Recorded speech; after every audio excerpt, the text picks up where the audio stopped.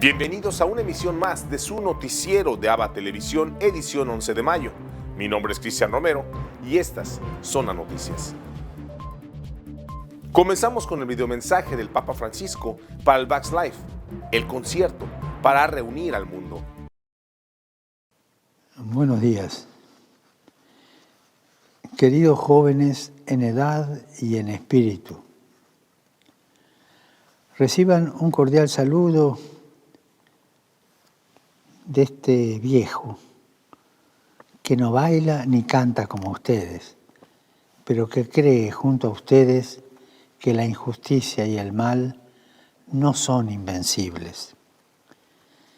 El coronavirus ha producido muertes y sufrimientos, afectando la vida de todos, especialmente la de los más vulnerables. Les ruego que no se olviden de los más vulnerables. No se olviden del límite.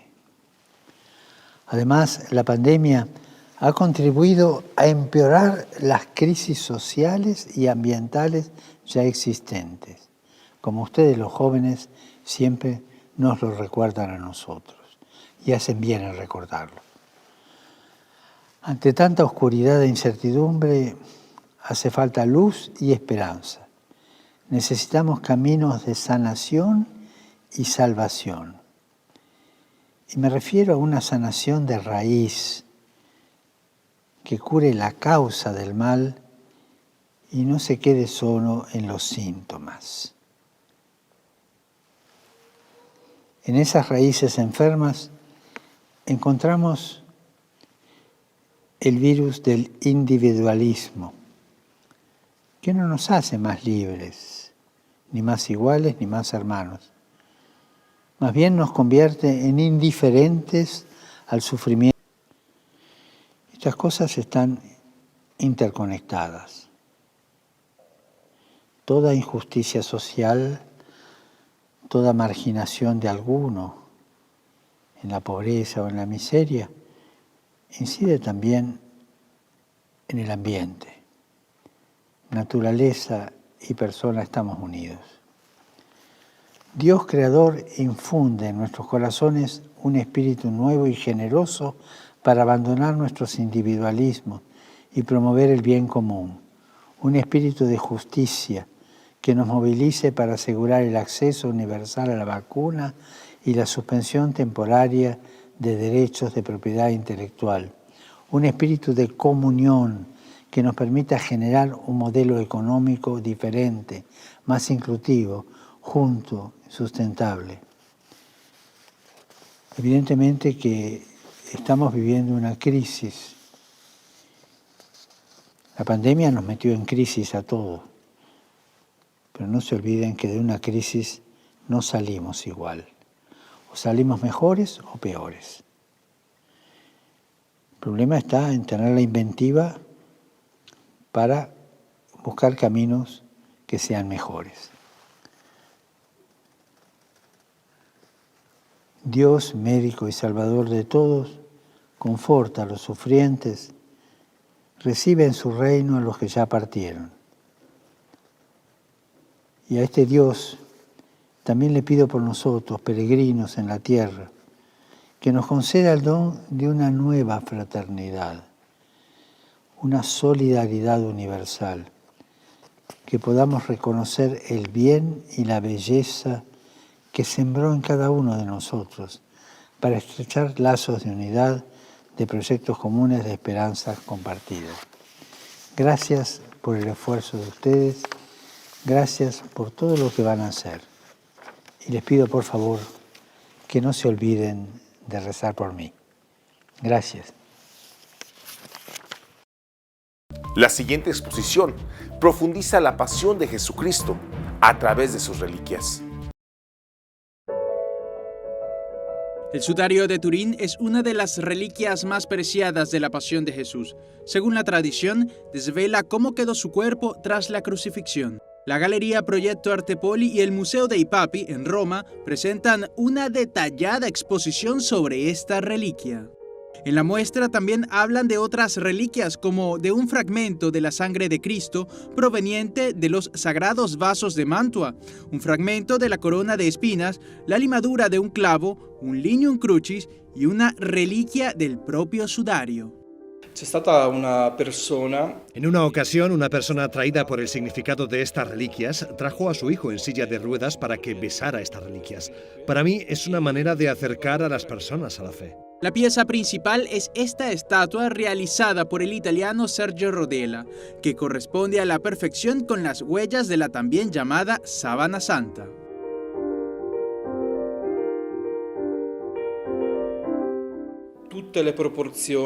Todas las proporciones coinciden, incluso se han trazado las marcas de los azotes, las diversas evidencias de la tortura. Es la primera vez que el sudario calza perfectamente sobre una estatua. En la exposición El hombre del sudario también presentan fotografías nunca antes exhibidas. Pertenecieron al teniente Felice Fino y a Secondo Pia, el primero que fotografió el sudario. El recorrido está acompañado por documentos relacionados con la Sábana Santa y esta curiosa máscara. Se trata de la reconstrucción del rostro del hombre del sudario, sin los signos de la pasión, por tanto sin hematomas e hinchazones.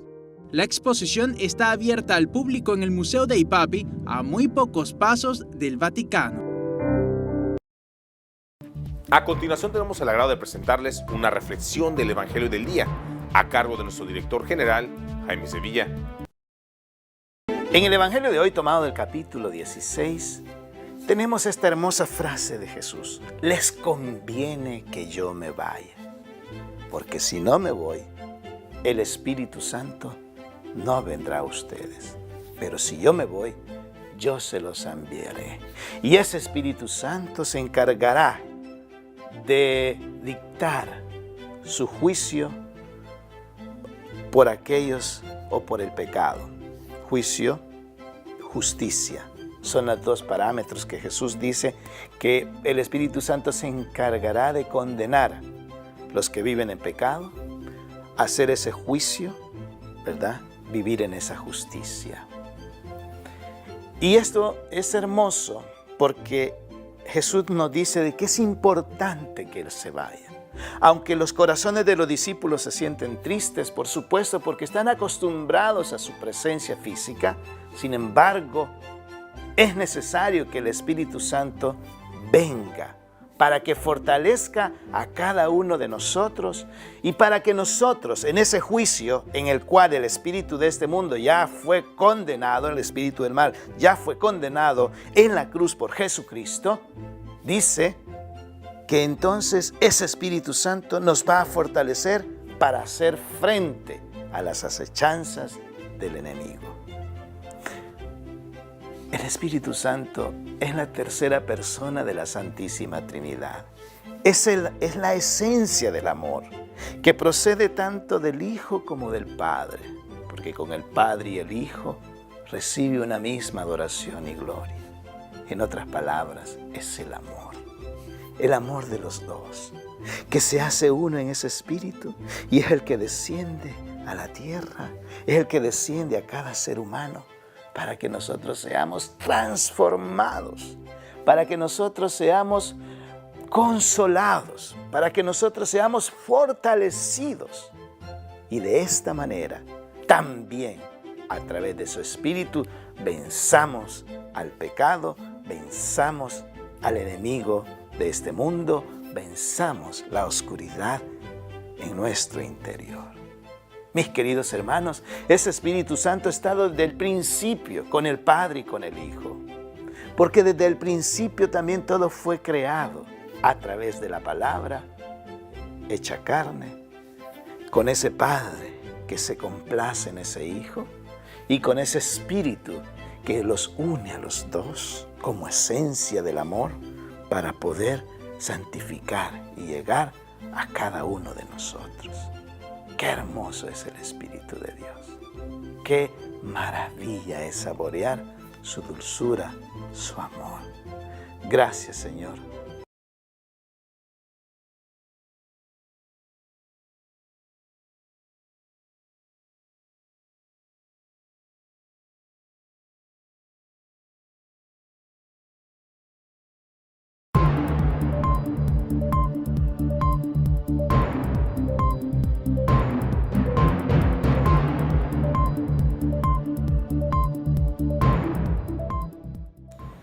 El arzobispo de Delhi, en la India, reporta que también los hospitales católicos están colapsados.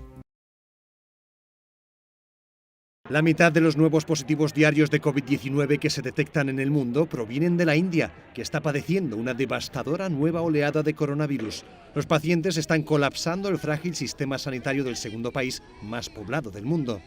El gobierno ha recibido graves acusaciones por mala gestión de la crisis, tras permitir mítines políticos y celebraciones religiosas multitudinarias. Había grandes encuentros, también religiosos, por lo que imagino que ahí se desencadenaron los contagios. No tomamos suficientes precauciones, nos lo tomamos con calma y por eso ahora estamos pagando el precio. Delhi, de donde es arzobispo Anil Joseph Couto, es una de las ciudades más afectadas, con cerca de 1,2 millones de casos, 1 por cada 14 personas. Los hospitales de la ciudad están bloqueados y rechazan nuevos pacientes. La desesperación hace mella en personas como esta, que intentó forzar la entrada en el centro sanitario con un mototaxi. En una entrevista a Ayuda a la Iglesia Necesitada, el arzobispo Anil Joseph Couto señaló que el Hospital Católico de la Sagrada Familia en Nueva Delhi también está colapsado. Cada rincón del hospital está ocupado por un paciente positivo al coronavirus. La gente ha hecho fila durante no sé cuántas horas para poder entrar en el edificio. Aunque el virus afecte tanto a ricos como a pobres, el arzobispo recuerda que los pobres sufren más abandono. Los que no tienen tantos recursos como los ricos se llevan la peor parte. Los hospitales no les dejan entrar, les cierran sus puertas. India está detectando cada día más de 300.000 casos y a pesar de que es uno de los principales fabricantes de vacunas del mundo, tan solo ha administrado la primera dosis a menos de un 10% de su población. El doctor Fauci y el director general de Pfizer abren la conferencia vaticana sobre el futuro de la salud. El Vaticano ha inaugurado una conferencia internacional sobre el papel de la mente, el cuerpo y el alma en la sanidad del futuro. Un ambicioso evento virtual de 3 días para explorar cómo prevenir y prepararse para las próximas crisis sanitarias. Ya el primer día intervino Anthony Fauci, el principal asesor del presidente de Estados Unidos para la gestión de la pandemia. Hay que ser flexibles, lo he dicho muchas veces, tener la mente abierta y la humildad para comprender que aunque tengas 40 años de experiencia, cuando te enfrentas a algo que está en el terreno de lo desconocido, tienes que esperar lo inesperado. Los participantes están afrontando cuestiones que van desde la ética hasta la aplicación de las últimas tecnologías médicas. Albert Bourla es director general de Pfizer, el laboratorio que ha lanzado la primera vacuna eficaz contra el COVID-19. Adelanta que las tecnologías del ARN mensajero permitirán nuevos avances. Al nivel que hemos alcanzado podemos entender detalles. Por eso es enorme el campo de aplicación terapéutica o para nuevas vacunas. Creo que veremos mucha actividad por parte de empresas de biotecnología. A lo largo de la pandemia, el Papa Francisco ha pedido repetidamente la distribución universal de vacunas entre los países más pobres del mundo. El Papa clausurará la conferencia con un mensaje para todos los participantes. Sarebbe triste se nel vaccino per il Covid-19 si desse la priorità ai più ricchi. Sarebbe triste se questo vaccino diventasse proprietà di tale o quale nazione, non sia universale e per tutti. En el encuentro también participan Chelsea Clinton, Cindy Crawford y el guitarrista de Aerosmith, Joe Perry. La primera conferencia internacional del Vaticano se celebró en 2011 con Benedicto XVI y 10 años después, el Vaticano acoge su 5ª edición. La siguiente película cuenta de un nuevo modo la historia de la Virgen de Guadalupe. Mr. John Martinez, how can I help you? Please don't make me do this. Don't give me another Latino story, please. Lady of Guadalupe es una historia de fe, esperanza y amor que abarca 500 años. Narra las vidas de John Martínez, periodista de Los Ángeles, y de Juan Diego, el campesino al que se le apareció la Virgen en el año 1531. Pedro Werner ha escrito y dirigido esta película. Dice que contar estas dos historias en paralelo resalta que el mensaje de esperanza de la Virgen de Guadalupe sigue en pie. Al situar la historia en la actualidad, el pasado es relevante y la gente se conecta y entiende que han pasado 5 siglos, pero que las cosas no han cambiado para quienes están luchando. Lo que ha seguido presente en los últimos 5 siglos ha sido la presencia y el mensaje de esperanza de la historia del milagro. Hey, amigo, que la Virgen, she takes care of you and protects you. Take care. Have a good one. En el corazón de la historia está el actor Guillermo Iván, que interpreta a los dos protagonistas, John Martínez y Juan Diego. Es brillante, es un actor fantástico. Espero que el mundo sea capaz de descubrirlo. Tiene mucha fuerza, es muy delicado y tiene sentido común con la gente. Es un tipo fantástico. Lady of Guadalupe cuenta una historia de la comunidad latina, pero la comunidad latina está tanto en la pantalla como detrás de las cámaras. Esta película está producida, escrita, dirigida y financiada por latinos. Eso es algo de lo que hay que estar orgulloso, pero también muestra de lo que los latinos son capaces. Debería haber más contenido como este. Debería haber más ocasiones en las que los latinos estén representados en Hollywood.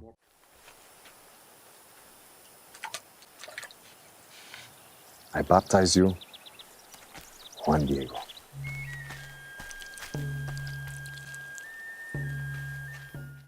La historia de la Virgen de Guadalupe seguirá inspirando y dando esperanza a millones de personas y de alguna forma esta película contribuirá a recordar su mensaje, un mensaje que el mundo necesita escuchar. Ahora nos vamos a Sudamérica con nuestro amigo, el padre Manuel Rodríguez Rodríguez, misionero claretiano de nuestra cadena hermana JN19 Televisión, con un reportaje especial desde Lima, Perú, de lo que está ocurriendo en ese país. Reporta para la cadena de televisión ABBA y JN19 del Perú, el padre Manuel Rodríguez Rodríguez, misionero claretiano desde Lima. Por ahora han sido vacunadas en Perú 712.281 personas, así lo acredita MINSA, el Ministerio de Salud. Todavía quedan muchos por vacunar. El domingo hubo vacunas, a pesar que hubo inmovilización, para personas de 70 años en adelante, de 70 a 80. Hemos podido ver en algunos videos cómo en el lugar de la vacuna, esas abuelitas de más de 70 años bailaban, guardando el protocolo, pero bailaban contentas por ser el Día de la Madre y por ser también vacunadas. Pues que viva la alegría para todos. Este día comienza la vacuna de las personas que tienen síndrome de Down. Son como unas 10.000 personas en el Perú y tendrá su orden según el último número del DNI. También ya mañana comienza también la vacuna de las personas que tienen hemodiálisis, personas limitadas. Nos alegra que nos preocupemos todos por los que están más vulnerables, más limitados. Perú da la mano, es el lema que el Arzobispado de Lima, desde Cáritas y Radio Programas del Perú, está difundiendo para ayudar a 200 ollas que dependen de Cáritas Lima. Invitación a ser generosos para llevar víveres, para que haya alimentos para todos, para unas 20.000 personas que dependen de estas 200 ollas. Y si no es víveres, pues que lleven dinero. Ahí hay ya una cuenta para poder ingresar el donativo que se pueda hacer. Estamos celebrando en este distrito de San Miguel, donde yo vivo, el aniversario, 101 años. Felicitaciones a todos los que vivimos en San Miguel, distrito de Lima. También está de aniversario el distrito de Villa El Salvador, un lugar que era un desierto, donde surgió una población poco a poco, ya estableciéndose con sus calles y sus números, aunque lentamente. Allí estuvo el Papa Juan Pablo II y allí dijo aquella frase que se ha hecho inmortal: todos que tengan hambre de Dios, pero nunca tengan hambre de pan. Es decir, que el hambre natural sea saciada con la ayuda de los demás, con la solidaridad. El hambre de Dios, que la tengamos siempre, porque Dios es insaciable y siempre podemos llenarnos mucho más de Dios. La Junta Nacional de Elecciones propone 2 debates, uno el domingo 23 y el otro el domingo 30. No sé si lo aceptará, pero es lo que están proponiendo. Reportó para ustedes el padre Manuel Rodríguez Rodríguez, misionero claretiano desde Lima.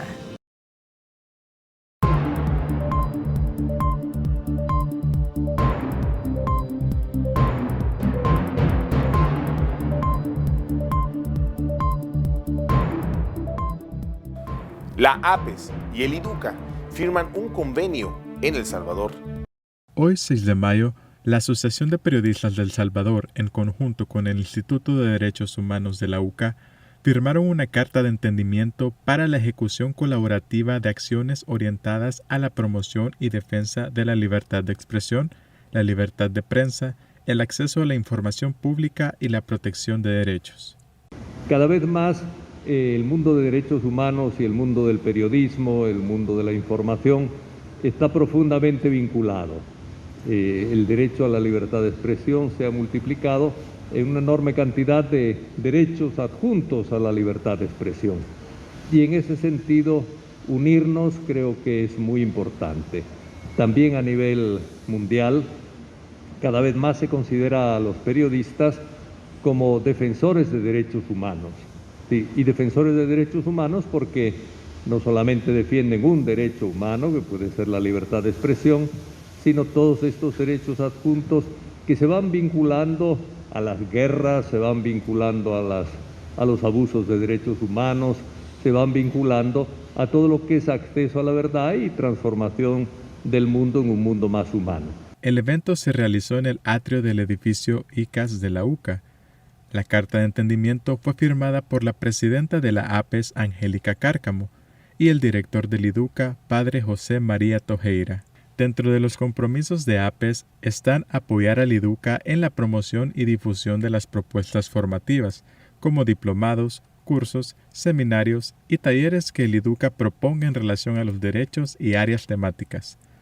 Por otra parte, el IDUCA se compromete en brindar asesoría, acompañamiento y representación legal a personas periodistas que se han visto afectadas en las libertades o derechos a la vida e integridad de las mismas. Para la Asociación de Periodistas de El Salvador es importante contar con articulación de diferentes actores nacionales relevantes en la defensa de los derechos humanos, como es el caso de la UCA a través del IDUCA, justamente porque nos encontramos en un contexto en el que año con año las y los periodistas en El Salvador enfrentan dificultades para poder ejercer su trabajo con independencia.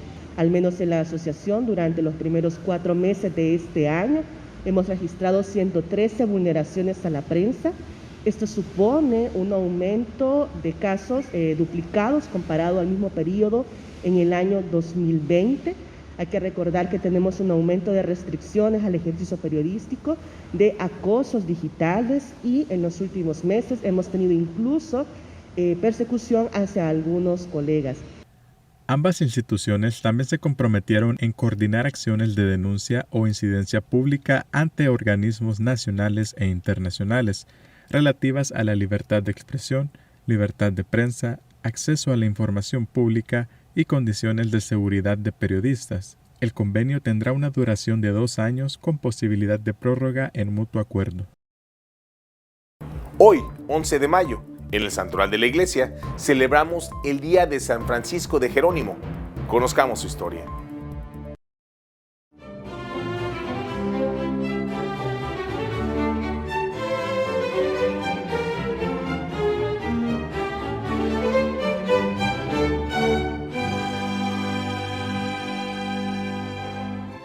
Esa mañana del 6 de abril de 1694, el cielo azul, diáfano y sin una sola nube, era el preludio de un típico día de primavera, pero aunque la temperatura comenzó a aumentar drásticamente al filo del mediodía, algo inusual en esa época del año, los bulliciosos napolitanos continuaron inmersos en sus acaloradas discusiones sociales y comerciales.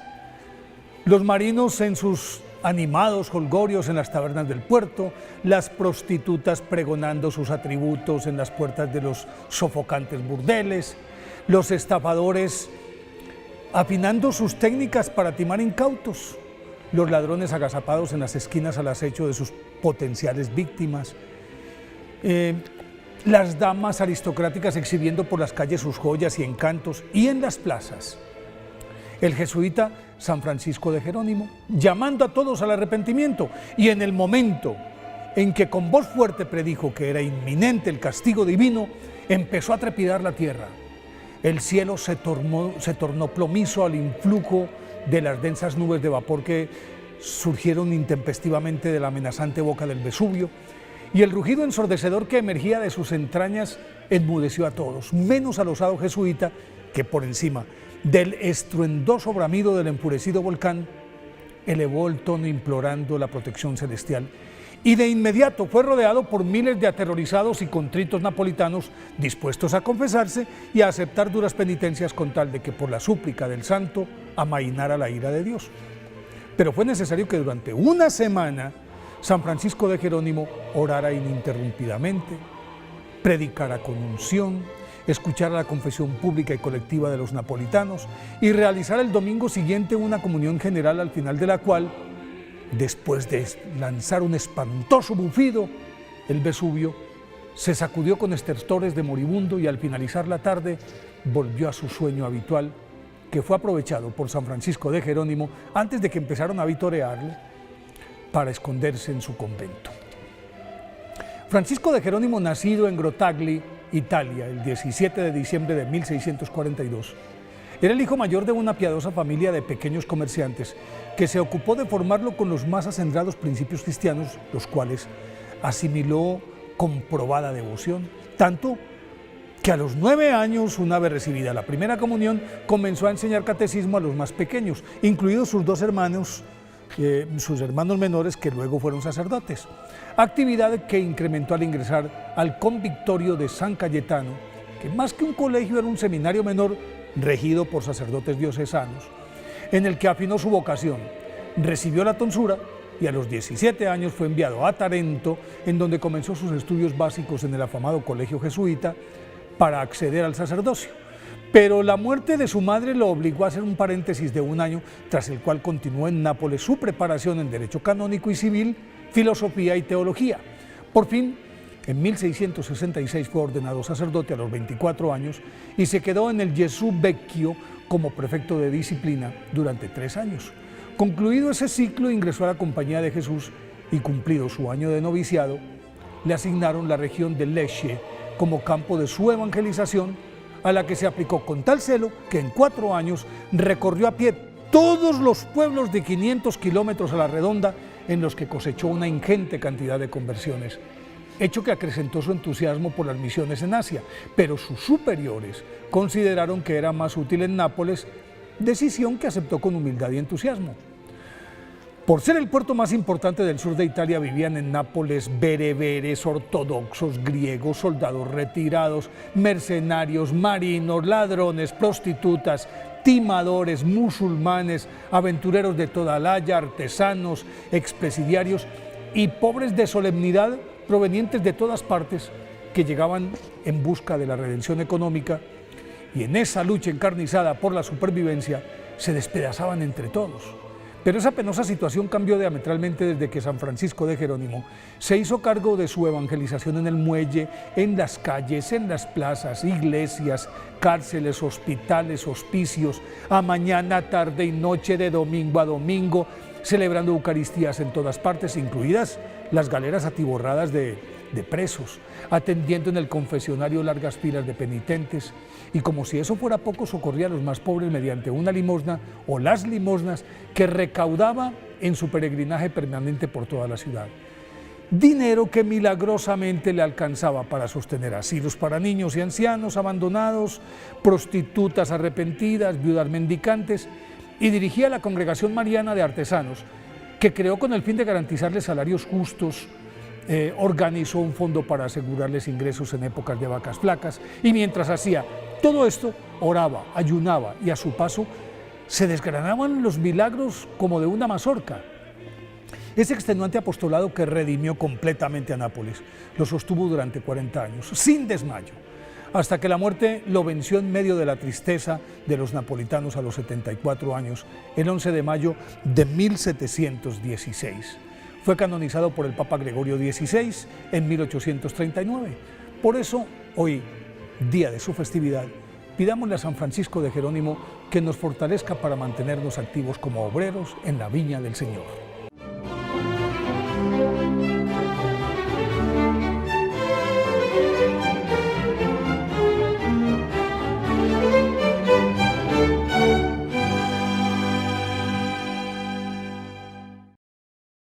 Y así llegamos al final de una emisión más de su noticiero de ABA Televisión.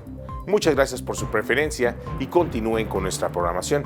Les invitamos a sintonizarnos por www.abatvn.com, por Canal 75 de Guatemala por Multivisión, en nuestras plataformas digitales de Roku TV y Amazon Fire, así como en nuestras cadenas hermanas y, como siempre, en nuestras redes sociales.